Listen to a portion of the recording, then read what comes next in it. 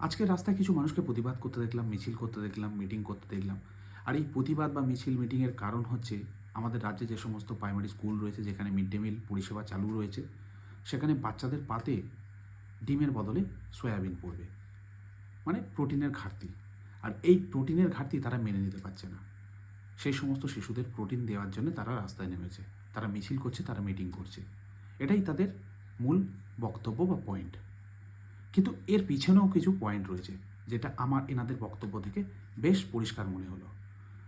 এখানে আমরা সকলেই জানি ইসকন এবার থেকে এই মিড ডে মিলের দায়িত্বভার নিয়েছে। স্বাভাবিকভাবে সেখানে ভেজ খাবার থাকবে, ননভেজ কিছু থাকবে না। এবার প্রশ্ন এসে যাচ্ছে, ইসকন যেহেতু একটা হিন্দু সম্প্রদায়ের বিশাল বড় সংস্থা, আপনারা সকলেই জানেন, তারা যে রান্নাটা করে দেবে, আমাদের রাজ্যে এরকম প্রচুর স্কুল রয়েছে বা প্রচুর এলাকা রয়েছে যেখানে হিন্দু মুসলিম মিলেমিশে এক স্কুলে পড়াশোনা করে।